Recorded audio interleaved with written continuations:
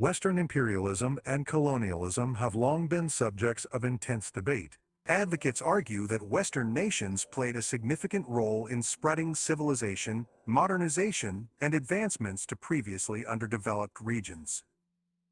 They assert that through imperialism, Western powers facilitated economic growth, introduced education systems, improved infrastructure, and enhanced political systems in the colonized territories. Furthermore, proponents argue that Western imperialism brought previously unknown technologies, medicine, and scientific knowledge to these regions, ultimately leading to improved living conditions and higher standards of living. These achievements, they claim, should not be overlooked or overshadowed by the negative aspects of Western imperialism. On the other side of the debate, critics argue that Western imperialism was an exploitative system driven by greed, power, and a quest for dominance. They contend that Western powers disregarded the sovereignty and rights of indigenous peoples, imposing their cultural values, beliefs, and ideologies upon them. Additionally, critics assert that Western imperialism disrupted existing social, political, and economic structures, resulting in widespread impoverishment, exploitation, and loss of indigenous identities. They highlight instances of forced labor, mass displacement, and cultural erasure as evidence of the oppressive nature of Western colonialism. Moreover, critics argue that Western powers engaged in resource extraction, extracting valuable resources from colonized regions to fuel their own industry, the revolutions, and economic growth, perpetuating a cycle of dependency and economic inequality. The legacy of Western imperialism and colonialism is undoubtedly complex. It is important to acknowledge both the positive and negative aspects of this historical period, and critically examine the motivations and consequences of Western powers' actions.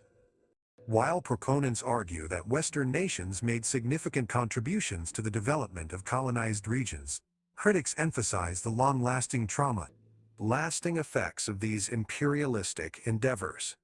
One of the key arguments put forth by proponents of Western imperialism is the introduction of modern economic systems to colonized regions. They argue that Western powers established trade networks, built infrastructure such as railways, roads, and ports, and implemented legal systems that form foundation for economic development in these regions. This economic integration, they claim, led to increased employment opportunities, improved living standards, and access to global markets for resources and goods. Critics, however, counter this argument by pointing out that Western powers often exploited the natural resources of colonized regions for their own benefit.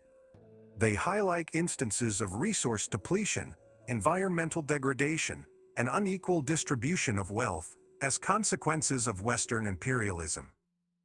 Critics contend that the economic development witnessed in certain colonized regions primarily served the interests of Western companies and colonizers, leaving local populations marginalized and disadvantaged.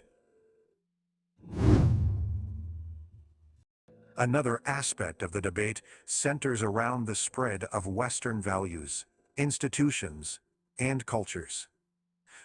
Proponents argue that Western powers introduced education systems, legal frameworks, and democratic principles to previously non-industrialized regions. They posit that these contributions played a pivotal role in shaping the modern governance structures and societal norms observed in many parts of the world today.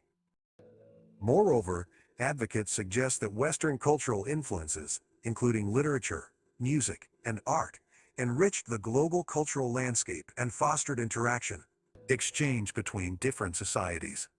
Critics, however, contend that the imposition of Western values and cultures undermined the traditional knowledge, beliefs, and languages of indigenous peoples. They argue that Western powers sought to assimilate colonized populations into their own cultural norms, erasing indigenous identities and marginalizing local customs. Furthermore, critics assert that the educational systems introduced were often designed to create a subservient class and perpetuate the dominance of Western ideologies.